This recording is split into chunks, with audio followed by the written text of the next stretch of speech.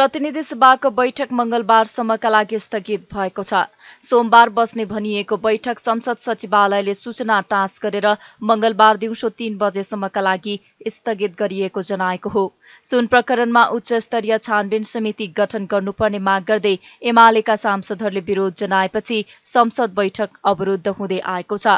सदनको अवरोध खोल्ने विषयमा शीर्ष दलहरूबीच सोमबार भएको छलफल निष्कर्षमा पुग्न नसकेपछि सदन चल्न नसकेको हो। मंगलबार बिहान 10:30 बजे प्रधानमन्त्री निवास बालुवाटारमा सभामुखको समेत उपस्थितिमा बस्ने गरी शीर्ष नेताहरूको बैठक बस्ने तय भएको पनि एमाले सचेतक महेश बर्तौलाले जानकारी दिनुभयो।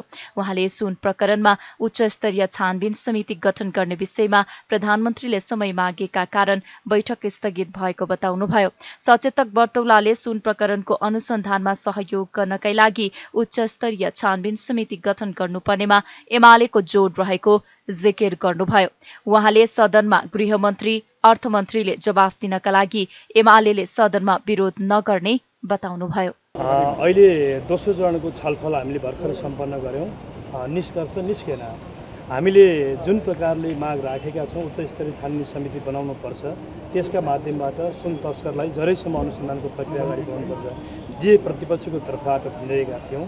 यो विषयमा सरकारले केही समय अझै माग्यो, अर्थात् आजको बैठक स्थगित भएर भोलि 3 बजेको लागि सुरु हुने कुरा र भोलि 10 बजे सामान्य प्रधानमन्त्रीज्यूले बालुवाटारमा अर्को बैठक बस्ने, त्यहाँबाट कसरी अगाडि बढ्ने एउटा निष्कर्ष निकाल्ने समय माग्नु भएको छ। त्यस कारणले गर्दा आज हामीले जे कुरा राख्यौं सरकारले अहिले पनि अडान राख्यो कि उच्च स्तरीय छानबिन समिति बनाउन अहिले आवश्यक छैन, यसमा प्रतिपक्षले सहयोग गरिदिनु पर्यो भन्ने उहाँहरूको माग छ। यसमा हामीले भन्यौं सरकारले यस प्रकारको पोजिसन लिएर बस्नु जरुरी छैन। यो सरकारको तस्करहरूलाई नियन्त्रण गर्ने, कारबाही गर्ने यो प्रक्रियालाई सहयोग पुर्याउनका लागि नै वास्तवमा हामीले उठाएको मुद्दाले सहयोग पुग्छ। यसमा तपाईहरु नडराउनुहोस् भन्दाखेरि होइन, यसमा केही समय दिनुहोस्, भोलि हामी छलफल गरेर निष्कर्ष निकाल्छौँ भन्ने भएपछि आजको बैठक रोकियो। यो सरकार पक्षकै आग्रहबाट रोकिएको। यो प्रतिपक्ष फेरि एउटा तपाईहरुमा भ्रम नजाओस्, हामी अहिले पनि देशभरिका सांसदले संसदमा आएर केही विषय राख्न खोज्दाखेरि हामी यसमा राख्न तयार छौँ। आकस्मिक समयमा विषयवस्तु राख्नका लागि हाउस चलाउने कुरामा हामी क्लियर छौँ, हामी अवरोध गर्दैनौँ। गृहमन्त्री, प्रधानमन्त्री वा अन्य मन्त्रीहरू आएर केही विषय राख्नु छ भन्ने यदि हो भने पनि यसमा पनि हामी अवरोध गर्दैनौँ। जहाँसम्म हामीले उठाएको उच्च स्तरीय छानबिनको माग छ त्यो विषयमा हाम्रो माग त्यसपछि राख्छौँ। यदि सरकारले सुनवाई गर्छ भनेर चाहिँ अगाडि बढ्छु, प्रतिबद्धता दियोस्। आजै बनाऊ पनि भन्दैनौँ, आज प्रतिबद्धता जाहेर गरोस्, भोलि पर्सि केही दिनपछि उसले तयारी गरेर आउँछ भने पनि हामी तयार छौँ भन्यौँ। तर सरकार यो भन्नका लागि पनि डराइरहेको कारणले गर्दा आज पनि हाउस अगाडि बढ्न सकेन। यसमा प्रतिपक्षको कारणले गर्दा होइन, सरकारको अडानको कारणले गर्दा हो। तथापि पनि भोलिसम्म सरकार पक्षले नै भोलिसम्मको एउटा छलफल हेरौँ भनेपछि भोलि 10 बजे बालुवाटारमा यही बसाइ छ। त्यस्तै नेकपा माओवादी केन्द्रका नेता वर्षमान पुनले दलहरूको बीचको छलफल सकारात्मक रूपमा अघि बढेको बताउनुभयो।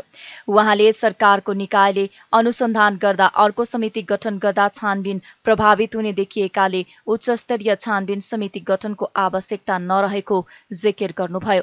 सरकारको छानबिनमा शंका उपशंका गर्न आवश्यक नरहेको उहाँको भनाइ छ।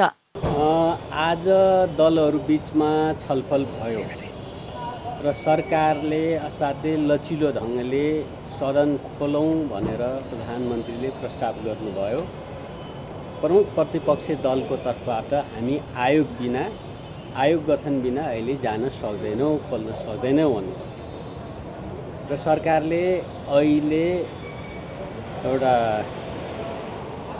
सरकारको निकाय जो प्रतिस्पर्धी छ, सक्षम छ, त्यसले अनुसन्धान गरिरहेको बेला बीचमै अर्को आयोग गठन गरेर यसलाई अल्मल्याउने खालको काम हुन सक्दैन। किनभने अहिले जति पनि भ्रष्टाचार विरुद्धका कारबाही छन्, तस्करी लगायतका सुशासनसँग सम्बन्धित विषयहरू छन्, त्यसमा सरकार इमानदारीपूर्वक दृढतापूर्वक अगाडि बढिरहेको छ। त्यसमा प्रतिपक्ष दलले या कुनै पनि दलले शङ्का गर्न आवश्यक छैन, शङ्का गर्ने ठाउँ छैन।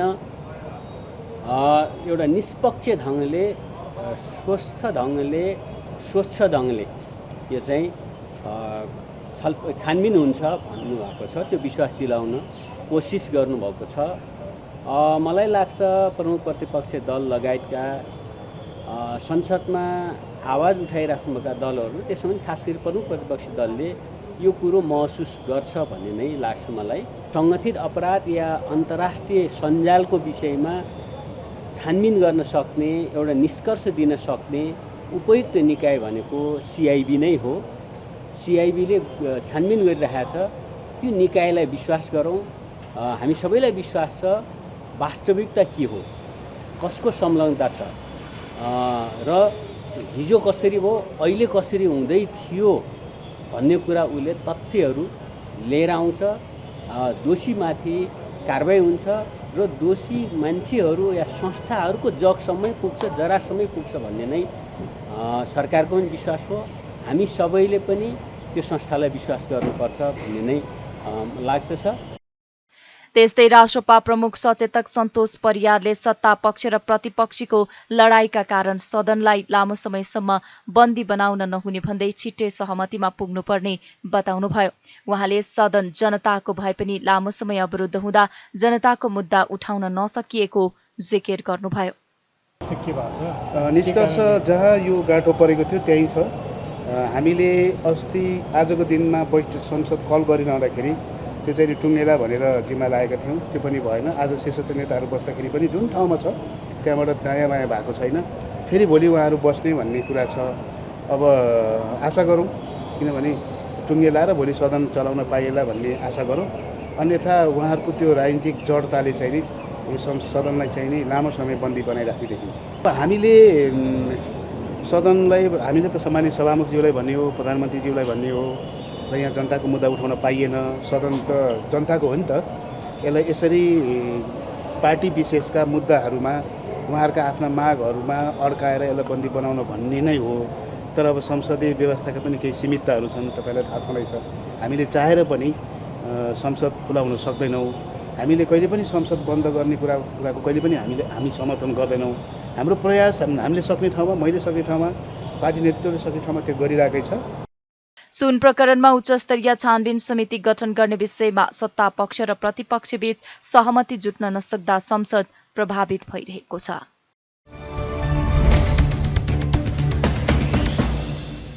इपिडेमियोलोजी तथा रोग नियन्त्रण महाशाखाले गत वर्ष डेङ्गी संक्रमण नदेखिएका स्थानहरूमा यस वर्ष संक्रमण धेरै देखिएको जनाएको छ।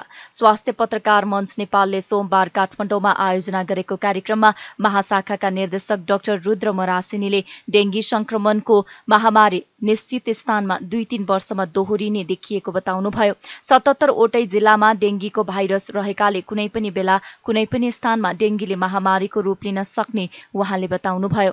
गत वर्ष काठमाडौँ उपत्यका हेटौँडा चितवनमा डेङ्गीले महामारीको रूप लिएको थियो। यसपटक धरानमा सबैभन्दा धेरै संख्यामा डेङ्गी संक्रमण देखिएको छ। साथै उहाँले वर्षौंसम्म डेङ्गी संक्रमण देखिरहन सक्ने चुनौती रहेको पनि बताउनुभयो। उहाँले डेङ्गी नियन्त्रण, खोज र नष्ट गर अभियानमा स्थानीय तहको जिम्मेवारी बढिरहेको बताउनुभयो। त्यो चाहिँ छ, त्यो चाहिँ कस्तो छ भने ट्रेन्ड चाहिँ यसको ग्लोबल ट्रेन्ड हेर्नुहुन्छ भने 2-3 वर्ष चाहिँ कम हुँदो रहेछ अनि फेरि बढ्दो रहेछ के। अहिले काठमाडौँमा पनि त्यस्तै देखिएको छ। गत वर्ष एकदम धेरै पिक भयो अनि त्यो हामीहरूले पनि इन्डाइरेक्टली इन्फेक्टेड हुँदो रहेछौँ जस्तो लाग्छ मलाई होइन। इन्फेक्टेड भएपछि हाम्रो इम्युनिटी डेभलप हुँदो रहेछ र त्यसले चाहिँ महामारीको रूप लिनलाई चाहिँ 2-3 वर्षपछि मात्रै महामारीको रूप लिन्छ। ग्लोबल पनि त्यस्तो ट्रेन्ड देखिया छ र अहिले पनि त्यही भइरहेको जस्तो लाग्छ मलाई। गत वर्ष चाहिँ जहाँनिर आउटब्रेक भएको थियो त्यहाँ अहिले भएको छैन, नयाँ ठाउँमा देखिरहेछ भनेपछि त्यो हिसाबले चाहिँ हामीहरूले बुझ्न जरुरी छ। र डेङ्गुको आउटब्रेक भनेको 2-3 वर्षमा हुन्छ र बिचमा चाहिँ एउटा हर्ड इम्युनिटी डेभलप हुन्छ अथवा त्यो मस्किटो अब त्यसको अरू स्टडी अरू पाटाहरू छँदैछन् डाक्टर साहबले भनिदिनुहुन्छ। र यसपालिको कुरा गर्नुपर्दा, रोकथामको कुरा गर्नुपर्दा सबै स्थानीय तहहरू गत वर्षभन्दा सशक्त रूपमा लागेका छन्। हामीले बुझ्न जरुरी छ। सबै स्थानीय तहहरूले धरानकै तपाईँहरूले कुरा गर्नुभयो, हामी धरान गएका थियौँ, म आफै गएको थिएँ, डी साहब आफै जानुभयो। 2 दिन बस्यौँ हामी। एक दिन चाहिँ बिपिकेएचएस भित्र एक्सक्लुसिभली बस्यौँ। त्यहाँ चाहिँ ट्रिटमेन्टमा इन्भल्भ भएका चिकित्सक डाक्टर साहबहरू, स्वास्थ्यकर्मीहरूसँग ट्रिटमेन्टको चाहिँ प्रोटोकलको बारेमा कुरा गऱ्यौँ हामीले र डायग्नोसिस किटको बारेमा कुरा गऱ्यौँ। कति बेला टेस्ट गर्ने, कति बेला नगर्ने। जतिको कुनै ठाउँमा यदि आउटब्रेक फैलिएको छ भने धरानको 16, 17, 18 नम्बर वार्डबाट हाई ग्रेड फिभर लिएर 81 ज्वरो आएर जिउ दुख्ने लक्षण लिएर आयो भने त्यो बाई डिफल्ट डेङ्गु हो अहिले। त्यस कारणले चाहिँ त्यस्तो हिसाबले पनि हामीले ट्रिटमेन्ट गर्नुपर्छ। त्यति बेला तपाईँहरूले चाहिँ टेस्ट गराउन जरुरी छैन र भर्ना गर्न पनि जरुरी छैन यदि अर्को कोमोर्बिड कन्डिसन छैन भने भन्ने विषयमा यो विषयमा एकदम क्लियर उहाँहरूसँग हामी छलफल गरेर आएका छौँ। बाई डिफल्ट डेङ्गु हो, प्यारासिटामोल खाने, काउन्सिलिङ गर्ने, घरमा बस्ने र यदि यस्तो यस्तो जटिलता देखियो भने तपाईँहरू फेरि आउनुपर्छ। यसको मतलब फेरि अस्पताल आउनु पर्दैन भनेको होइन। सुरुको स्टेजमा चाहिँ उहाँहरूले चाहिँ काउन्सिलिङ नै हो चाहिने। प्यारासिटामोल खाने, पानी खाने, घरमा आराम गर्ने र यदि कुनै समस्या देखियो भने, जटिलता देखियो भने फेरि तुरुन्तै अस्पताल आउने भनेर चाहिँ त्यो हाम्रो चाहिँ जुन गाइडलाइन्स छ त्यसको बारेमा हामीले कुरा गऱ्यौँ। र टेस्टको हकमा पनि सबैमा टेस्ट गर्नु जरुरी छैन, आउटब्रेकको उसमा चाहिँ टेस्ट गर्न जरुरी छैन, त्यो विषयमा पनि हामीले कुरा गरेका थियौँ। र जहाँसम्म लजिस्टिकको कुरा छ, लजिस्टिकको हकमा चाहिँ केन्द्रले सबैमा सप्लाई गर्न सक्दैन। तपाईँहरू हामी एकदम क्लियर हुनुपर्छ। अहिले हामी सङ्घीयतामा गएर 3टा तहको राज्यको कुरा गरिरहँदा पनि एपिडेमियोलोजीले र लजिस्टिक सेक्सनले किट किनेर हामी पालिका बाँड्नु पर्ने हो भने यसको त कुनै अर्थ हुन्छ त? त्यस्तै सरुवा रोग विशेषज्ञ डाक्टर अनुप वास्तोलाले डेङ्गी नियन्त्रणमा टायर हटाऊ तथा लुकाऊ अभियान गरी लामखुट्टे बस्ने र विकास हुने ठाउँमा सफाई गर्नुपर्ने बताउनुभयो। हेर्नुभयो भने बाटामा जानु, म तपाईँहरूलाई 2-3टा नारा पनि भन्छु। बाटोको साइडमा जानु, जताततै टायरै टायर छ, कसैले हटाए टायर? सामान्य गर्न सकिने काम कसैले गरेका छैन। तर हामी भनिरहेछौँ लार्वा नष्ट अभियान भइरहेछ, गरिरहेछौँ भनेर। गएर हेरौँ, तपाईँ अहिले बाटोमा जाँदाखेरि छेउछाउमा हेर्नु यति धेरै टायरहरू छन्, तपाईँको घर वरिपरि छ। हामीले त्यसलाई हटाउनलाई केही कार्यक्रमहरू, योजनाहरू, केही अभियानहरू चलायौँ। यो पैसा लाग्ने विषय पनि होइन श्रीमान महानिर्देशकज्यू। जब बागमती सरसफाइ अभियान हामीले चलाउन सक्छौँ भने यो टायर हटाउने अभियान किन गर्न सक्दैनौँ? होइन, 2018-19मा हामीले एउटा नारा बनाएर त्यो नारालाई चाहिँ हामीले संसदमा पनि हाम्रो त्यति बेलाको माननीय मन्त्रीज्यूले भन्नुभएको थियो, हप्ताको 1 दिन 1 घन्टा हुँदैन कुनै कष्ट, समुदायको सहभागितामा लामखुट्टेको लार्वा नष्ट। हामीले अभियान गऱ्यौँ त? कहिले गऱ्यौँ? कसैले देख्नु भएको छ? स्थानीय तहमा कोही व्यक्तिहरू घरबाट बाहिर निस्केर त्यहाँको जनप्रतिनिधिहरूको टिमसहित हामी स्वास्थ्यकर्मी, पत्रकार मित्रहरू बसेर कहीँ अभियान गऱ्यौँ? गरेका छैनौँ। गएर हेर्नु, घरको पछाडिपट्टिले लार्वा कति देख्नुहुन्छ। यो अफिस मात्र सफा गरेर हुँदैन, हामीले अफिसलाई देखाउँछौँ होइन। हामीले मिडियामा हेर्दाखेरि अफिसमा लामखुट्टेको ऊ छ भन्छौँ, हाम्रो वरिपरि छ, हामीले गरेका छैनौँ। त्यही भएर एउटा गर्नै पर्ने अभियान भनेको चाहिँ एटलिस्ट यो लार्वा नष्ट अभियान अब हामीले सधैँ, यो वर्ष मात्र होइन, अर्को वर्ष, आउने वर्ष हाम्रो सन्ततिको लागि पनि गर्नुपर्ने एउटा ठुलो अभियान हो। यसलाई चाहिँ हामीले अब शिक्षाको माध्यमबाट हुन्छ कि हजुरहरूको सहयोगबाट, इन्फर्मेसनको माध्यमबाट हुन्छ कि लोकल लिडरहरूलाई इन्भल्भ गराएर हुन्छ कि यो अभियान चाहिँ लगातार रूपमा सञ्चालन गर्नुपर्छ। 1 हप्ता गरेर हुँदैन, 2 हप्ता गरेर हुँदैन, लगातार यसको रिस्क र इन्जेल गर्नुपर्छ। अर्को वर्ष सुरुवाती दिनदेखि नै गर्नुपर्छ। भोलि जिका भाइरसको आउटब्रेक भएर फेरि माइक्रोकेफाली गरायो भने तपाईँ हाम्रै सन्ततिहरू माइक्रोकेफाली भएर जन्मिने उनीहरूले नै हो। उनीहरूले गर्दाखेरि हाम्रो भनौँ न कति धेरै समस्याहरू आउँछ। ब्राजिलको कथा हेर्नु न 2014को, अहिले हेर्नु त गएर होइन। अब यो हामीले अभिमुखीकरण कार्यक्रमहरू गरेर विभिन्न सङ्घ संस्थाहरूसँग बस्यौँ होइन। टायर किन लुकाइएन? त्यसो भए टायर किन हटाइएन? प्रभावकारी भएन नि त। त्यो भएर यसलाई प्रभावकारी बनाउनलाई अघि श्रीमान महानिर्देशकज्यूले भन्नुभयो, आफूबाट सुरु गर्नुपर्छ। हप्ता दिनमा यो अभियान सुरु गर्नुपर्छ होइन। लामखुट्टेको लार्वा नष्ट गर्ने अभियान, अर्को टायर लुकाऊ, टायर हटाऊ अभियान। चाहिने टायर हो भने टिन मुनि राख, नचाहिने भने त्यसलाई कहाँ डिस्कार्ड गाड्नुपर्ने हो, फाल्नुपर्ने हो, त्यहाँ लगेर फाल होइन। छ तालेर राख्न सकिन्छ टायर।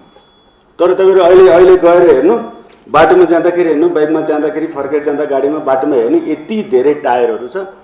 बाटोको टायर फाले पनि माथि टिन छ नि, टिन नौडाओस् भनेर टायर राखिएको छ। विक्रम सम्वत 2061 पहिलो पटक डेङ्गीका बिरामी देखा परेपछि प्रत्येक वर्ष क्रमशः यस्ता संक्रमित बढ्दै गएको उहाँको भनाइ छ।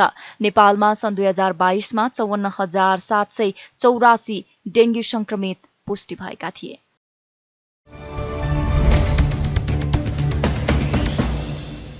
नेपाली कांग्रेसको भातृ संस्था नेपाल महिला संघको केन्द्रीय नेतृत्वले विधान विपरीत 12 जिल्लाका सभापतिलाई हटाएको भन्दै अर्को पक्षले आपत्ति जनाएको छ। सोमबार काठमाडौँमा पत्रकार सम्मेलन गर्दै 20 केन्द्रीय सदस्यले जिल्ला सभापतिलाई हटाउने निर्णय नसच्याए देशभर समानान्तर समिति बनाउने चेतावनी समेत दिएका छन्। महिला सङ्घमा लामो समयसम्म सङ्गठनमा काम गरेका नेता कार्यकर्तालाई पाखा लगाउने उद्देश्यले कसैको निहित स्वार्थ पूरा गर्नका लागि महिला सङ्घ विग्रह ल्याइएको उनीहरूको आरोप छ। उनीहरूले 3 दिनभित्र उक्त निर्णय सच्याउन अल्टिमेटम समेत दिएका छन्। विधान विपरीत काम गरेको भन्दै सङ्घीय अध्यक्ष उषा राउत मिश्रलाई बर्खास्त गर्नुपर्ने केन्द्रीय सदस्य रीता शाहीले बताउनुभयो। नेपाली काङ्ग्रेस अहिले एउटा कठिन घडीमा उभिएको छ। यो अवस्थामा नेपाली काङ्ग्रेस मात्र नभई काङ्ग्रेस भारतीय तथा शुभेच्छुक संस्थाहरूको आम सहमति गरेर जानु आजको आवश्यकता हो। तर आम सहमति गरेर जानुपर्ने यो अवस्थामा नेपाल महिला सङ्घको केन्द्रीय नेतृत्वले सङ्घको विधान विपरीत 12वटा जिल्लाको सभापतिलाई हटाइनु खेदजनक विषय हो। यस्तै सहमतिका साथ अगाडि बढ्नुपर्ने आजको आवश्यकता विपरीत केही जिल्ला मनोमानी ढङ्गले नयाँ नेतृत्व तोकिएको खबर सामाजिक सञ्जालबाट जानकारी पाउनुपर्ने अवस्था अत्यन्तै दुःखद हो। माथि पार्टी नेपाली काङ्ग्रेस देशभरि सङ्गठन सुदृढीकरण अभियान सञ्चालन गरिरहेको समयमा पार्टीभित्र नै विग्रह ल्याउने गरी नेपाल महिला सङ्घका अध्यक्ष उषा राउत मिश्रले विधानभन्दा विपरीत 12 जिल्लाको जिल्ला अध्यक्षलाई बर्खास्त गर्नु घोर आपत्तिजनक विषय हो। नेपाल महिला सङ्घ विधान महाधिवेशन गर्ने जिम्मा पाएको नेतृत्व धमाधम जिल्ला नेतृत्वले नेपाल महिला सङ्घको विधानको धारा 41 भएको व्यवस्था विपरीत जिल्ला अध्यक्ष जिम्मेवारी तोक्नु हास्यास्पद विषय हो। सङ्घको विधान धारा 38 भएको अवस्था अनुसार स्पष्टीकरण समेत मौका नदिई निगाहका भरमा नयाँ अध्यक्षको जिम्मेवारी सुम्बनु लोकतान्त्रिक पद्धतिकै उपहास हो। नेपाल महिला सङ्घ अध्यक्ष रावत, जिल्ला अध्यक्षहरू छिलाङ शेर्पा सोलु, सीता मैनाली बारा, विद्या श्रेष्ठ पर्सा, विमला निरौला सिरा, मिना गुरुङ ताप्लेजुङ, निर्मला सञ्जाल इलाम, बिना तिवारी मोहतरी, भुवन गिरी श्रेष्ठ रौतहट, कोपिला राणाबाट कास्की, सुशीला ढकाल झापा, विजय बुढा हुम्ला मुनमानी हटाइएको छ।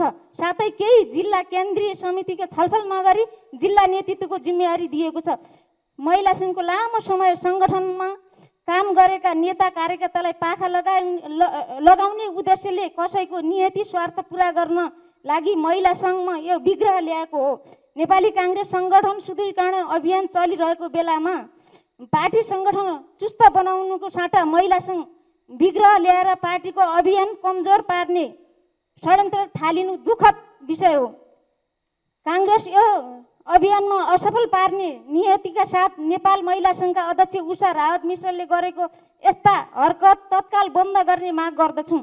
साथै पार्टीलाई एक ढिक्का बनाएर सङ्गठन सुदृढीकरण अभियान सञ्चालनमा भइरहेको बेला पार्टीभित्र विग्रह निम्त्याउने नेपाल महिला सङ्घका अध्यक्ष उषा रावत मिश्रलाई तत्काल बर्खास्त गर्न समेत माग गर्दछौँ। मङ्गला देवी सिंह, शैलजा आचार्य, नोना कोइराला, सुशीला कोइरालाहरूले निर्माण गरेको नेपाल महिला सङ्घको इतिहास नै गम्भीर बनाउने उद्देश्यले अहिले नेपाल महिला सङ्घको यो विवाद ल्याएको हो।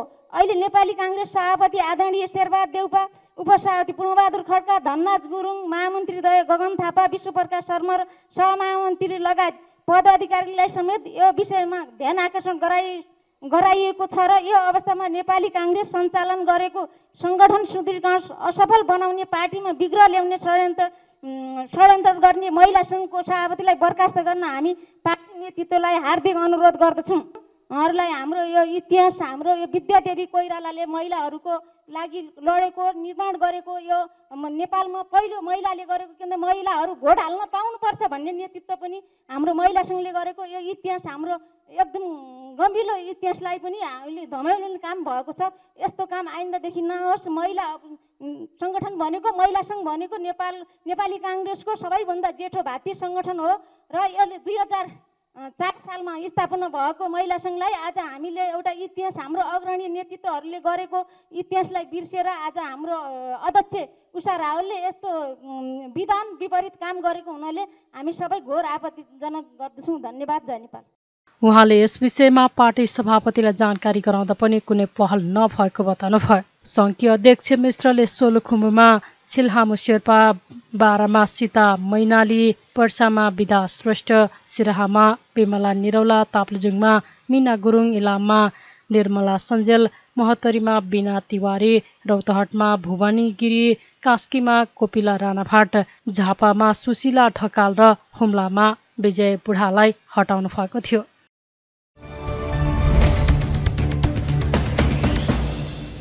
प्रतिपक्षी नेकपा एमालेको विरोधका कारण सोमबार पनि राष्ट्रिय सभा बैठक अवरुद्ध भएको छ।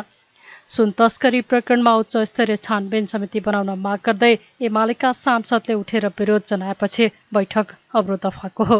राष्ट्रिय सभा बैठक सुरु हुने बित्तिकै एमालेका सांसदले उठेर विरोध जनाएका थिए। सो क्रममा एमाले सांसद दिलकुमारी रावल थापा पार्वतीले यसअघि गठन भएको छानबिन समितिले निष्पक्ष छानबिन गर्न नसक्ने भएकाले उच्चस्तरीय छानबिन समिति गठन गर्नुपर्ने बताउनुभयो। राजधानीभित्रै ठूलो परिमाणमा सुन गाल्ने मेसिनहरू फेला परेको अवस्थामा सरकार के गरिरहेको छ भन्ने प्रश्न चिन्ह खडा भएको उहाँले बताउनुभयो। उहाँले सुन प्रकरण संगठित अपराधका साथै अन्तर्राष्ट्रिय छविसँग पनि जोडिएको विषयलाई सरकारले छानबिन गरेर नपुग्ने जिकिर गर्नुभयो। उहाँले प्रतिपक्षले उठाएका सवालहरूको सम्बोधन नभए सदन चल्न नसक्ने स्पष्ट पार्नुभयो। किलोका मात्रामा सुन गाल्ने मिसिनहरू राजधानीको टोका नगरपालिकामा भइरहेको छ। यसले पनि आज सरकार के गरिरहेको छ? राजधानीभित्रै चाहिँ आज यत्रो मात्रामा चाहिँ सुन तस्करी भइरहेको छ। त्यस विरुद्ध सरकारका सुरक्षा अङ्गहरू के गरिरहेका छन्? आज हामीले देखिरहेका छौँ। राजस्व छलीसँग सम्बन्धित भनेर भनिरहेको छ। सङ्गठित अपराधसँग पनि यो मुद्दाहरू छ। सरकारका मन्त्रीहरूका कुराहरू विवादास्पद आइरहेका छन्। कसैले पुरस्कार दिएर यो समातिको भनेका छन् भने कसैले अनेक खालका कुराहरू आइरहेका छ। प्रहरीलाई पनि यी छानबिनमा चाहिँ समस्या पर्ने हिसाबले मन्त्रीज्यूहरूका भनाइहरू पनि आइरहेको छ। त्यसैले राजस्व छली मात्र होइन, सङ्गठित अपराधसँग पनि जोडिएको, राष्ट्रसँग, राष्ट्रियतासँग, राष्ट्रिय सुरक्षासँग, अन्तर्राष्ट्रिय नेपालको छविसँग यो जोडिएको सुनकाण्ड वर्तमान सरकारले मात्र छानबिन गरेर सम्भव छैन। त्यसैले उच्च स्तरीय छानबिन समिति निर्माण गरेर यससँग जोडिएका सामान्य दिलीप भुजेल मात्र होइन, उच्च पदस्थ राजनीति प्रशासनिक नेतृत्वलाई पनि यो कारबाहीको दायरामा ल्याउनु पर्छ र हामीले यो हिसाबले नेकपा एमालेले संसद अवरुद्ध गरिरहेको छ। म सरकारलाई गम्भीर बन्नको लागि अनुरोध गर्न चाहन्छु। प्रमुख प्रतिपक्षले उठाएको यो सवाल राष्ट्रिय सुरक्षासँग जोडिएको सवाल, हाम्रो अन्तर्राष्ट्रिय सम्बन्धसँग जोडिएको सवाल, आज तस्करीको केन्द्र बनिरहेको त्रिभुवन विमानस्थलका सुरक्षा निकायसँग जोडिएको, आज त्यत्रो सुन कुइन्टलका कुइन्टल सुन चाहिँ तस्करी भइरहँदा सुरक्षासँग जोडिएका मान्छेहरू आइरहेका हुनाले म फेरि पनि सम्मान्य अध्यक्षज्यू मार्फत सरकारले उच्च स्तरीय छानबिन आयोग यो सुन तस्करीसँग जोडिएर उच्च स्तरीय छानबिन समिति निर्माण नहुँदासम्म नेकपा एमालेको यो सदन अवरुद्ध गर्ने कार्य निरन्तर रहने बेहोरा जानकारी गराउन चाहन्छु। धन्यवाद।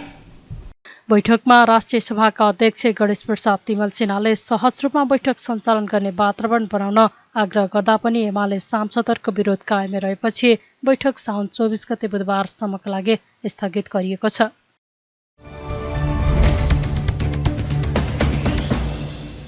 सत्तारूढ नेकपा माओवादी केन्द्रले सदनमा देखिएको अवरोध हटाउन सबै पक्षसँग छलफल गर्ने निर्णय गरेको छ। सोमबार सिंहदरबारमा बसेको माओवादी संसदीय दलको बैठकले लगातार अवरुद्ध भइरहेको सदन सञ्चालन गर्नका लागि सबै पक्षसँग छलफल गर्ने निर्णय गरेको माओवादी मुख्य सचेतक हितराज पाण्डेले जानकारी दिनुभयो। मुख्य सचेतक पाण्डेले सदनलाई सञ्चालन गर्न विभिन्न तहमा छलफल र संवाद भइरहेको उल्लेख गर्नुभएको थियो। बैठकमा दलका नेता एवं प्रधानमन्त्री प्रचण्डले समग्र नेपाली जनताको भावनालाई समेटेर सुशासन, समृद्धि र सामाजिक न्यायसहितको रूपान्तरणका साथ अगाडि बढ्नका लागि संघीय संसदको भूमिका अझ वृद्धि गर्न सांसदलाई निर्देशन दिनुभएको थियो। उहाँले भर्खरै सम्पन्न केन्द्रीय समितिले लिएका निर्णय व्यवहारमा कार्यान्वयन गरेर जानुपर्नेमा जोड दिनुभएको पाण्डेले बताउनुभयो। सदन अवरुद्ध भइरहेको छ, यसलाई कसरी सुचारू गर्ने भन्ने विषयवस्तु थियो। यसमा हामीले सबभन्दा पहिले राष्ट्रिय सभाका प्रमुख सचेतक माननीय गोपी बहादुर अछामीले रिपोर्ट गर्नुभयो राष्ट्रिय सभाका सबै गतिविधिका बारे। त्यसपछि प्रतिनिधि सभाका सबै गतिविधि बारे मुख्य सचेतक मैले बैठक समक्ष रिपोर्ट गरेँ। यो सबै रिपोर्ट सुनिसकेपछि यी रिपोर्ट बारे 12 जना मान्यहरूले राष्ट्रिय सभा र प्रतिनिधि सभाका विविध विषयवस्तुहरूमा आफ्ना धारणा सँगसँगै जिज्ञासाहरू पनि नेतृत्व समस्या, दल नेता समस्या प्रस्तुत गर्नुभयो। ती सबै सुनिसकेपछि सम्मान्य प्रधानमन्त्री हाम्रो दलको नेताले त्यसको संश्लेषणका साथ हाम्रो पार्टीको केन्द्रीय समितिको बैठक जो 5 दिन चल्यो त्यसले लिएका निर्णयहरू अब व्यवहारमा कार्यान्वयन गर्नको लागि, सदन सुचारू गर्नको लागि सत्ता पक्षको मात्रै होइन समग्र नेपाली जनताको भावनाहरूलाई पनि समेटेर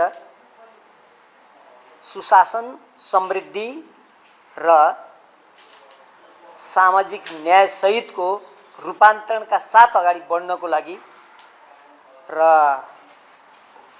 हाम्रो सङ्घीय संसदको भूमिकालाई अझ वृद्धि गर्नको लागि निर्देशित गर्नुभयो।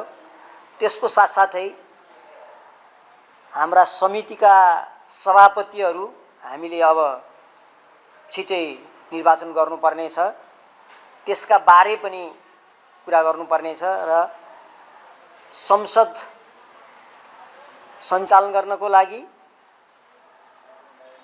सभापति लगायतका अरू विषयवस्तुका लागि प्रमुख प्रतिपक्षी दलका नेता लगायत अरू मुख्य नेताहरूसँग सँगसँगै सत्ता पक्षका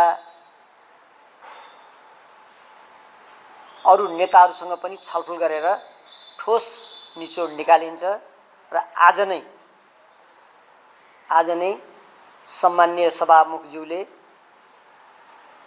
शीर्ष नेताहरूसँग छलफल बोलाउनु भएको छ। त्यो छलफलपछि आवश्यक सबै निर्देशनहरू हामी जानकारी गराउनेछौँ भनेर उहाँले निर्देशित गर्नुभएको छ। त्यस्तै संसदीय समितिको नेतृत्व चयनका लागि पनि अन्य दलसँग छलफल गर्ने निर्णय भएको उहाँले बताउनुभयो।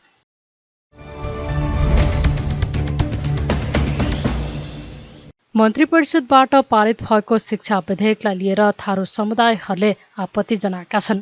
सङ्घीय शिक्षा ऐन संशोधन गर्न बनेको विधेयकले मधेसी, आदिवासी, जनजाति, दलित, पिछडा वर्ग वा अल्पसङ्ख्यक मुसलमान समुदाय र थारूलाई 22% आरक्षणको व्यवस्था गरी तराई मधेसका नाममा सुनियोजित रूपले थारूहरूको अस्तित्व, पहिचान र अधिकार समाप्त गर्न खोजेको भन्दै उनीहरूले आपत्ति जनाएका हुन्। सोमबार काठमाडौँमा पत्रकार सम्मेलन गर्दै उनीहरूले उक्त शिक्षा विधेयक थारू समुदायका लागि स्वीकार्य नभएको बताएका छन्। यथास्थितिमा शिक्षा विधेयक पारित गर्न खोजेमा सरकारले कडा मूल्य चुकाउनु पर्ने उनीहरूको चेतावनी छ। पत्रकार सम्मेलनमा थारूवान राष्ट्रिय मोर्चाका संयोजक श्रवण चौधरीले राज्यले थारू समुदायमाथि पटक पटक शोषण गरेको आरोप लगाउँदै अहिले पनि शिक्षा विधेयकमा पनि थारूहरूलाई राज्यले दमन गर्न खोजेको बताउनुभयो। तराईमा रहेको मधेसी, थारू, मुस्लिम, दलितलाई 22%ले मात्रै नपुग्ने उहाँले बताउनुभयो। उहाँले थारू आन्दोलनमा सहभागी भएको कारण अन्य थारूहरू कारागारमा रहेको भन्दै उनीहरूलाई पनि रिहा गर्नुपर्ने माग गर्नुभयो। थारूलाई भोट ब्याङ्कको रूपमा मात्रै प्रयोग गरेको छ सबै पार्टीहरूले। तसर्थ हाम्रो निष्कर्ष के हो भने परिवर्तनकै नाममा हामीले, संघीयताकै नाममा, पहिचानकै नाममा हामीले आन्दोलन गर्दाखेरि टिकापुर घटना घट्यो। टिकापुर घटना घटिराख्दाखेरि मान्य रेशमलाल चौधरीको रिहाई भयो, आम माफी भयो, तर अझ पनि हाम्रा थारूहरू जेलबन्दी छन्। त्यो जेलबन्दीहरूलाई पनि रिहा हुनु पर्यो। सरकारले दिएको सीमा, नागरिक उन्मुक्ति पार्टीले लिएको सीमा असोज 3 सम्म छ। यो फैसला भएर, आम माफी भएर नागरिक उन्मुक्ति पार्टी सरकारमा जाँदै गर्दाखेरि उहाँको बिचमा आन्तरिक सहमति असोज 3 मा बाँकी रहेका राजबन्दीहरूलाई पनि रिहा गर्नुपर्छ भन्ने छ। त्यसले गर्दाखेरि म यो पत्रकार सम्मेलनबाट त्यो पनि आग्रह गर्न चाहन्छु कि हामी असोज 3 सम्म हेर्छौँ। यो शिक्षा ऐनको विषयमा त हामी आज र भोलिसम्म मात्रै हेर्छौँ।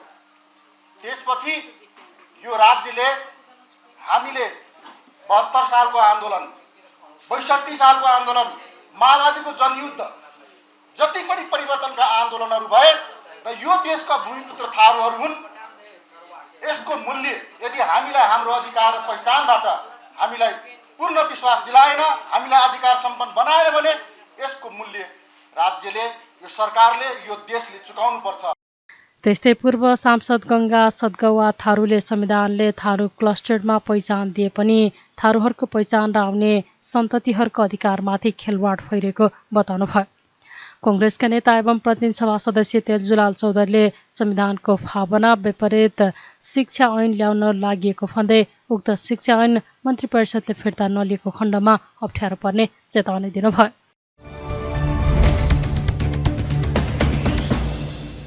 काठमाडौँको टेकुमा धरनाका क्रममा प्रहरी हस्तक्षेप भएको विरोधमा तामाङ र मगर समुदायले जिल्ला प्रशासन कार्यालय उदयपुरमा ज्ञापन पत्र बुझाएका छन्। घटनाको गम्भीर अनुसन्धान गरी दोषी प्रहरीलाई कारबाही गर्न र घाइतेको उचित उपचार गर्नुपर्ने ज्ञापन पत्रमा उल्लेख छ। तामाङ र मगर समुदायका विषयमा विवादास्पद अभिव्यक्ति दिने अधिवक्ता भगवती पाण्डेलाई तत्काल कारबाही गर्न उजुरी दिए पनि समयमै सुनवाई नभएको भन्दै साउन 17 गते नेपाल तामाङ घेदुङ संघीय समिति र नेपाल मगर संघ केन्द्रीय समितिले टेकु प्रहरी परिसर अगाडि धरना दिएको थियो। सोही धरनामा प्रहरी हस्तक्षेप हुँदा 3 दर्जन बढी धरनाकारी घाइते भएका थिए।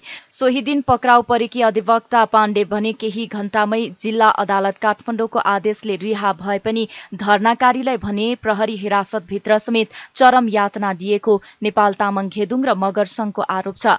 उनीहरूले मरणासन्न घाइतेको उपचार भइरहेको बताउँदै अधिवक्ता पाण्डेमाथि कारबाही, धरना र हिरासतमा यातना दिन आदेश दिने प्रहरी अधिकारी तथा संलग्नमाथि कारबाही तथा उचित क्षतिपूर्ति एवं उपचारको माग गर्दै प्रमुख जिल्ला अधिकारी जनार्दन गौतमलाई ज्ञापन पत्र बुझाएका हुन्।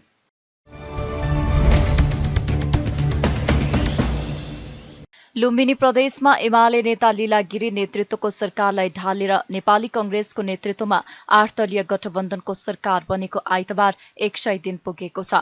प्रदेश सरकारले 100 दिनको उपलब्धि सार्वजनिक गर्दै स्थानीय उत्पादनलाई ब्रान्डिङ गर्दै 2 लाख व्यक्तिलाई रोजगारी सृजना गर्ने गरी काम गरिरहेको जनाएको छ।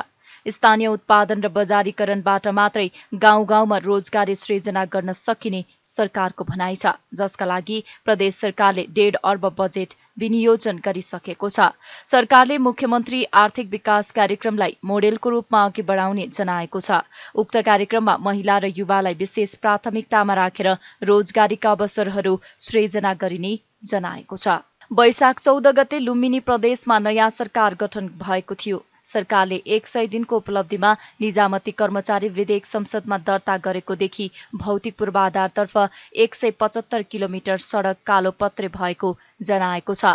150 किलोमिटर सडक ग्राभेल गरिएको, 15वटा पक्की सडक निर्माण भएको उपलब्धि सार्वजनिक गरेको छ। प्रदेश सरकारले जनताको दैनिक समस्याहरू समाधान गर्ने गरी काम गरिरहेको जनाएको छ। लुम्बिनी प्रदेश सरकार गठन भएको 100 दिन पूरा भए पनि भागभन्दा नमिल्दा सरकारले अझै पूर्णता पाउन सकेको छैन।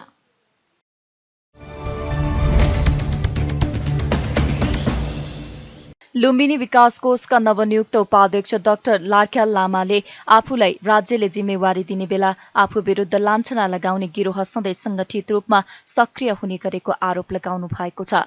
सोमबार काठमाडौँमा पत्रकार सम्मेलन गर्दै लामाले कोषको उपाध्यक्षमा आफ्नो नियुक्तिपछि केही मिडियाले आफू विरुद्ध चरित्र हत्याको निम्न स्तरीय स्तरमा उत्रिएर गरिएका समाचार टिप्पणी र लान्छनाहरूप्रति गम्भीर ध्यान आकर्षण भएको बताउनुभयो। उहाँले देशका लागि आफूले केही गर्न खोज्दा सदैव अवरोध गर्न खोजेको जिकिर गर्नुभयो। लुम्बिनी विकास कोषको उपाध्यक्षको जिम्मेवारी दिने नेपाल सरकारको निर्णयप्रति आफू आभारी भएको बताउँदै उहाँले आफूले पाएको जिम्मेवारी पूरा गर्ने उल्लेख गर्नुभयो। आफू हेलम्बु जस्तो दुर्गम गाउँमा गरिब आदिवासी जनजाति परिवारमा जन्मिएर बौद्ध दर्शनको शिक्षा दीक्षा लिएर बुद्धत्वको प्रचार प्रसारमा जीवन समर्पित गर्नु नै अपराध हो भन्ने आफू अपराधबाट कहिले सफाई पाउन नसक्ने उहाँले बताउनुभयो। विश्वभरका बुद्ध धर्मावलम्बीहरूको आस्थाको केन्द्र लुम्बिनी विकास कोषको उपाध्यक्षको जिम्मेवारी दिने नेपाल सरकारको निर्णयप्रति म आभार व्यक्त गर्दछु। लुम्बिनीको विकास र यसको अन्तर्राष्ट्रिय पहुँच तथा पहिचान विस्तारको लागि मलाई योग्य ठानेर नियुक्ति गर्ने मन्त्री परिषद, सम्माननीय प्रधानमन्त्री, माननीय मन्त्री सहित सबैप्रति आभारी छु। लुम्बिनी विकास कोषको उपाध्यक्षमा मेरो नाम नियुक्ति भएपछि कि केही मिडियाले म विरुद्ध चरित्र हत्याको निम्न स्तरीयतामा उत्रिएर गरिएको समाचार टिप्पणी र लान्छनाहरूप्रति मेरो गम्भीर दयन आकर्षण भएको छ। विगत केही वर्ष यता जब मलाई राज्यको तर्फबाट जिम्मेवारी दिन्छ त्यति बेला म विरुद्ध यस्तो लान्छना लगाउने गिरोह र मिडिया सधैँ सङ्गठित रूपमा सक्रिय हुने गरेको छन् र तिनीहरू एउटै जमत छन्। उनीहरूले लगाएको अभियोगहरूको अदालती परीक्षणमा समेत मैले सधैँ सफाई पाएको छु। तर जब उनीहरूको स्वार्थमा धक्का लाग्छ तब म विरोध समाचारका खेती हुने गरेको छन्। यो भनेको सम्मानित अदालतको समेत अवहेलना हो। अघिपछि मैले संविधान सभा सदस्य, व्यवस्थापिका संसदको सदस्य वा राजनीतिक दलको जिम्मेवार पदमा रहेको बेला तथा अन्तर्राष्ट्रिय फोरमहरूमा मैले देशको र बुद्ध जन्मस्थल लुम्बिनीको पक्षमा बोल्दा तथा लबिङ गर्दा नउठ्ने प्रश्न जब मैले देशको पक्षमा केही काम गर्ने बेला हुन्छ त्यसमा अवरोध सिर्जना गर्ने नियतले यस्तो अफवाहहरू फैलाइने गरेको छन्। केही सीमित मिडिया र व्यक्तिहरू यसमा संलग्न छन्, सबै होइन। म हेलम्बु जस्तो दुर्गम गाउँमा गरिब आदिवासी जनजाति परिवारमा जन्मिनु, मैले बुद्ध दर्शनको शिक्षा दीक्षा लिएर बुद्धत्वको प्रचार प्रसारमा आफ्नो जीवन समर्पित गर्नु नै मेरो अपराध हो भने यो अपराधबाट मैले कहिल्यै सफाई पाउन सकिँदैन। बाँकी उनीहरूले लगाएको सबै अवरोधहरूको राज्यको संवैधानिक अङ्क तथा अनुसन्धान गर्ने अख्तियार प्राप्त निकायहरूको अनुसन्धानबाट मैले पटक पटक सफाई पाएको सत्य किन स्वीकार गर्न सक्दैन केही मान्छेहरू? के अदालतले सबै दिए पनि केही पेसावर मेरा विरोधीहरूको इजलासले सफाई नदिएसम्म मैले अभियुक्त र अपराधी नै भइदिनु पर्ने हो? कहिले नागरिकताको प्रश्न उठाउने, कहिले सम्पत्ति शुद्धिकरणको, कहिले हात हतियारको र कहिले ठकीको। तर त्यस सबै म विरुद्ध मैले अवलम्बन गरेको धार्मिक आस्थामाथि हिलो छाप्ने नियतबाट लगाएको अभियोग थियो भने सम्मानित अदालतबाट पुष्टि भइसकेको छन्। म विरोध राज्यको जिम्मेवार निकायमा बसेको केही व्यक्तिले पदको दुरुपयोग गरेर लगाएको जुठा मुद्दाहरूबाट समेत मैले सफाई पाइसकेको यथार्थ स्वीकार गर्न नसकी लगातार आक्रमण गर्नेहरूप्रति मेरो केही भन्नु छैन। के मैले उनीहरूको अवरोधबाट सफाई पाउनु मृत्यु नै रोज्नु पर्ने हो? उनीहरूको यो चाहना हो भने मलाई बुद्ध दर्शनले त्यति कायर पनि बन्न प्रेरित गर्दैन। मेरो विरोध र निन्दा गर्नुलाई नि आफ्नो पेसा बनाएकोहरूप्रति मलाई केही पनि भन्नु छैन। मैले सार्वजनिक जीवनमा प्रवेश गरेको यो 23 वर्षको बिचमा गरेको कामहरू राज्यको रेकर्डमा र पब्लिकको अडिटमा छन्। हुँदै नभएको र गर्दै नगरेको अपराधको समेत मैले अभियुक्त बनाउनेहरूसँग कानुनी लडाइँमै जितेर आएको मान्छे हुँ। बुद्धको उपदेशबाट 1 इन्ची दायाँ बायाँ गरेको छैन र मेरो जीवन दर्शन र मैले आर्जन गरेको शिक्षाले त्यो गर्न दिँदैन। यो प्रेस वक्तव्य मार्फत के प्रमाण गर्छु भने म माथि लगाइने यस्तो नियोजित र निराधारहरू अवरोधहरूको खण्डन मैले मेरो कामबाट गर्नेछु। लुम्बिनी विकास कोषको जिम्मेवारी केही मान्छेका लागि जाकिर होला, तर मेरो लागि गहन जिम्मेवारी हो। जुन दर्शन र सभ्यताको अन्तर्राष्ट्रियकरण गर्ने मैले व्यक्तिगत रूपमा भूमिका खेलिरहेको थिएँ, अब राज्यको जिम्मेवारीमा रहेर त्यसको प्रमाणित गर्नेछु। मेरो नियुक्तिप्रति आशावादी भएर बधाई तथा शुभकामना दिनुहुने र सत्य मार्गमा अघि बढाइरहने राणा प्रेरणा दिने सबैमा आभार व्यक्त गर्दछु। केही मान्छेहरूले लगाएका आरोपहरू राज्यका संवैधानिक अङ्ग तथा अनुसन्धान गर्ने अख्तियारी प्राप्त निकायहरूको अनुसन्धानबाट आफूले पटक पटक सफाई पाए पनि सत्य किन स्वीकार्न सक्दैनन् भन्दै उहाँले प्रश्न समेत गर्नुभयो।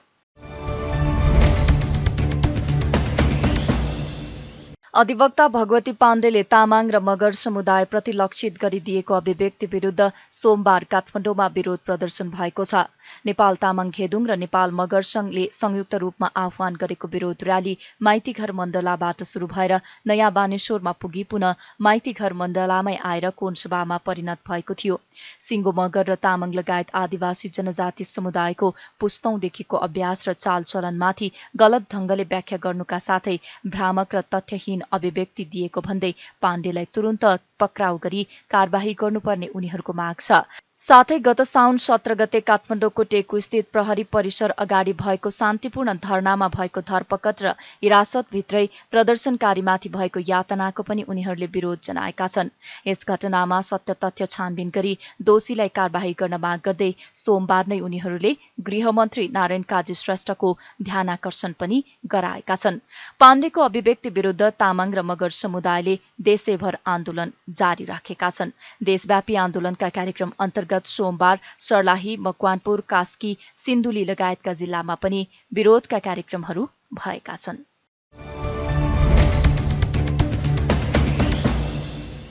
मच्छिन्द्र फुटबल क्लबले एएफसी कपको प्रारम्भिक छनौटका लागि मङ्गलबार भुटानको पारो एएफसीसँग प्रतिस्पर्धा गर्दैछ। खेल मङ्गलबार साँझ 5:30 बजे काठमाडौँको त्रिपुरेश्वर स्थित दशरथ रङ्गाशालामा हुनेछ। एएफसी कपको छनौटको प्लेअफ चरणको पहिलो खेलमा मच्छिन्द्र पारो एएफसीको सामना गर्न लागेको हो। खेलअघि सोमबार रङ्गशालामा आयोजित प्री म्याच कन्फरेन्समा दुवै टोलीका कप्तान र प्रशिक्षकले खेलको तयारी राम्रो भएको बताएका छन्। मच्छिन्द्रका कप्तान विशाल श्रेष्ठले खेलको सम्पूर्ण तयारी सम्पन्न गरेको बताउनुभयो। उहाँले टिममा रहेका खेलाडीहरूले राम्रो खेल खेल्ने र सोचे जस्तो नतिजा निस्कने धारणा राख्नुभयो। र कोचले भनेअनुसार हाम्रो ट्रेनिङ चलिरहेको छ, राम्रै भइरहेको छ। हामीले त्यो भनौँ न हाम्रो जुन पोजिसनमा लागेको थियो त्यो पोजिसनलाई फुलफिल गर्नलाई प्लेयरहरू हामीले त्यो अनुमोदन गऱ्यौँ। राम्रै केटाहरू आउँछन्। एज अ टिम राम्रै भएको छ र ट्रेनिङ पनि हाम्रो 2 विक्सको चाहिँ ट्रेनिङ टाइमको अब यो पानी परेर के भएर अलिकति ढिलो चाहिँ अलिकति प्रिपरेसन अझै छिटो भएर अझै बेटर हुन्छ होला। पानी परेर कहिले के प्रब्लम भएर चाहिँ अलिकति ढिलो भयो। बट ओभरअल हाम्रो टिमलाई त्यो सेपमा आउनलाई टाइम पुगेको छ भनौँ। एक्सपिरियन्स जस अब एक्सपिरियन्स काउन्ट्स, तर हाम्रोमा अहिले सबैजना टिममा खेलिरहेको केटाहरू पनि हुनुहुन्छ र क्लबको पनि प्रायः खेलिरहेको भएको केटाहरू छ। सो खासै त्यस्तो फरक नपर्ला जस्तो लाग्छ मलाई। त्यस्तै मच्छिन्द्रका प्रशिक्षक किशोर केसीले भुटानको पारो राम्रो टिम भएकाले खेल सुरु भएपछि रणनीति बुझेर त्यही अनुसार प्रदर्शन गर्नुपर्ने जिकिर गर्नुभयो। मच्छिन्द्रमा 7 जना खेलाडी थप गरिएको भन्दै उहाँले आवश्यकता अनुसार मैदानमा उतार्ने बताउनुभयो। स्ट्राइकर भन्दा पनि अब चाहिने त हामीलाई तिनटै हो स्ट्राइकरहरू र जुन पोजिसनमा चाहिँ हामीलाई गाह्रो थियो त्यो पोजिसनमा चाहिँ ती प्लेयरहरूलाई चाहिँ हामी युज गर्ने काम गर्छौँ। हामी अब 7 जना छ, 7 जनालाई युज गर्ने काम चाहिँ गर्दैछौँ। रेयर पोजिसनमा रेयर प्लेयरलाई चाहिँ हामी रेयर खेलाडीलाई चाहिँ राख्ने कोसिस चाहिँ गर्छौँ। भुटान एउटा बलियो राम्रो र टिममा उत्कृष्ट टिम फर्स्ट भएरै आएको टिम हो। त्यो टिममा हामी अब सम्मान गरेर खेल्नुपर्ने हुन्छ हामीले होइन। उनीहरूको रणनीतिहरू हामीले बुझेको छौँ होइन। अब जस्तो उनीहरूको अलिकति मलाई कहाँ चाहिँ फरेनर प्लेयरमै उनले आशा गरिएको छ। फरेनर प्लेयर जुन चाहिँ हाम्रो काजु हो, अनि दान, अनि त्यसपछि आएर इभान, यी 3टा प्लेयर चाहिँ अलिकति धेरै नै मुस्किल पार्न सक्छ यिनीहरूलाई। यिनीहरूलाई हामीले रोक्ने कामहरू गर्नै पर्ने हुन्छ र हाम्रो रणनीति चाहिँ 3-3-4 हामी खेल्छौँ। हाम्रो रणनीति चाहिँ उनीहरू चाहिँ डिफेन्डिङ गर्दा 1-4-1-4 सिस्टममा चाहिँ ठाउँ नै रहेछ र त्यसलाई ब्रेकआउट हामीले त्यस्तै पारोका कप्तान र प्रशिक्षकले पनि मच्छिन्द्र राम्रो टिम भएको र आफूहरूको पनि तयारी राम्रो भएको बताएका छन्। मच्छिन्द्रले मङ्गलबारको खेल जिते 16 अगस्तमा मोहन बगान सुपर जायन्टको सामना गर्नेछ। उक्त खेल जिते 22 अगस्तमा हुने प्लेअफको फाइनलमा क्लब इगल्स र ढाका अब हानीको विजेतासँग मच्छिन्द्रले खेल्नेछ। मच्छिन्द्रले शहीद स्मारक ए डिभिजन लिग 2079-80मा दोस्रो स्थान हासिल गरे पनि च्याम्पियन चर्च बॉयज युनाइटेडले एएफसी क्लब लाइसेन्स नपाएका कारण दोस्रो पटक खेल्ने अवसर पाएको हो।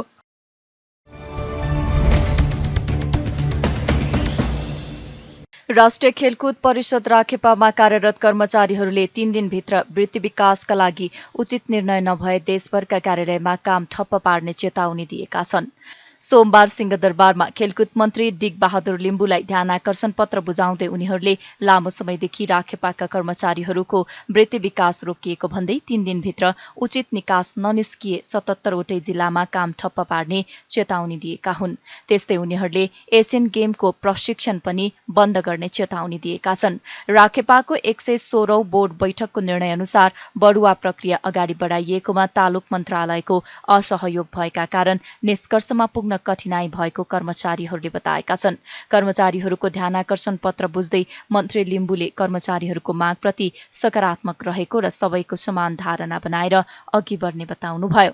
राखेपामा व्यथितिको जानकारी प्राप्त भएकाले यसमा मन्त्रालयले आगामी कदम चाल्ने उहाँले बताउनुभयो। मन्त्री लिम्बुले कर्मचारीले अधिकारको कुरा गर्दा कर्तव्यको कुरा छाड्न नहुने उल्लेख गर्नुभयो। अध्ययन गर्नको लागि 3 दिन टाइम दिनुभएको होला, त्यो पनि ठिकै छ, अध्ययन गरौँला। तर पनि सबैको साझा धारणा बनाएर अगाडि बढ्ने मेरो चाहिँ जुन खालको रणनीति छ, अझै पनि मेरो चाहिँ अन्तिम समयसम्म प्रयास रहनेछ। र जहाँसम्म मन्त्रालयको चाहिँ प्रतिनिधिको कुरा चाहिँ छ, मैले भने पनि छु, प्रतिनिधि लाने साथी को हो तपाईँहरू चाहिँ चोइस गर्नुहोस्। प्रतिनिधिको बारेमा चाहिँ मैले चाहिँ भनेको कुरा तपाईँलाई थाहा भएको हुनुपर्दछ।